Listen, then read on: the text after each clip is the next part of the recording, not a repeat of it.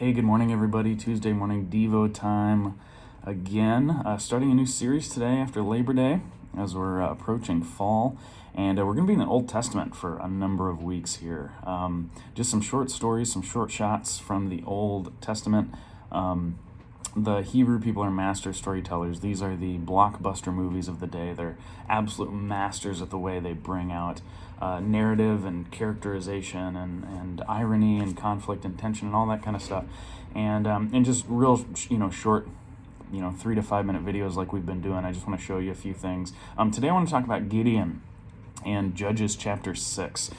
Maybe the second most famous of the judges. Samson is usually the most well-known. Gideon is probably second, though, from the respect of kind of famous stories, but also, having a fair amount of space given to his story here in the book of Judges. And so Judges chapter 6, Israel is under oppression from the Midianites, and he is threshing grain in a wine press to keep it secret from the oppressors.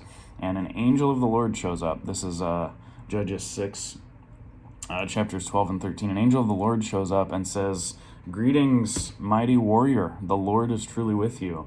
And in this great kind of honesty, he says back to the angel of the Lord, and think about how rare this is in the Bible, right? Usually when an angel shows up, people are terrified, they're afraid, whatever. Gideon speaks back and he said, if the Lord is with us, then why are we under such great oppression, right? He calls out kind of the problem of evil, so to speak. If God is truly with us, if we're truly God's people, why am I having to, thresh wheat in a wine press? Like, this is not the way it's supposed to be. And essentially the angel's answer, sort of in a roundabout way, is to say, like, you're God's answer. You're the solution to this problem. I want you to rise up. Now, an interesting thought that we sometimes miss in our English translation. Gideon, his name is built on the root of this Hebrew word gadah, which means to cut down. Okay, so his name, Gideon, means like the one who cuts down, or maybe poor English is the cutter downer, that kind of thing. That's kind of his name. It's his identity. That's the first thing he's going to do. The first thing the angel's going to ask him to do is go to the high places and cut down the Asherah poles, these idolatrous worship sites in Israel where they're worshiping foreign gods, right? And he's going to go up and do that. He's going to sort of be a little bit of a coward. He's going to do it by night and that sort of thing. But that's going to be the first thing he does. He's known for cutting down these poles. Later, he's going to be the one who cuts down the enemy in battle, right? And so that's kind of a double entendre on his name. And actually in chapter 6, if you go through and underline anywhere it says the name Gideon, or anytime it says tear down, cut down, bring down, etc., that's usually all English ways of saying this Hebrew word gadah. You just see this repetition. It shows up like 25 times in this chapter. You just see this repetition of this same word and the name kind of connected with it. So it's kind of interesting.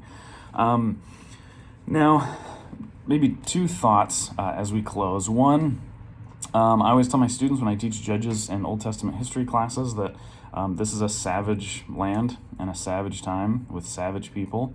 The body counts in Judges are off the chain, right? I'm not sure this is Jesus's love your enemies and pray for those who persecute you kind of deal. We're not there yet in the story of kind of progressive revelation of Israel's God, that sort of thing. And so, it's tough, and we struggle with that, right? And we just want to acknowledge that this is hard when we read the body counts of Israel killing their oppressors rather than going about them in a more Christ-like way. But remember, this is sort of, before that. But maybe the practical point, I think there's maybe 2 points that we might be challenged with today. One is, what are the problems that you're noticing that you might say, God, why is this being allowed to happen? If you're truly with us, why is racism going on? Why is dishonesty and injustice and whatever the issue close to your heart is? Why is that going on? Maybe that's God's way of kind of nudging you to be part of the solution, right? And then number 2, what are the idols we have in our lives that he would ask us to cut down? Probably not actually Asherah poles to worship sites in the high places, but is it money? Is it your job? Is it a relationship? Is it the approval of people? Is it nationalism? Whatever it is, there's plenty of opportunities for idolatry in our world. And God still wants us to cut those things down thousands of years later. It's a good reminder. Friends, hope you're doing well. Subscribe to the video feed to get updates when they come out.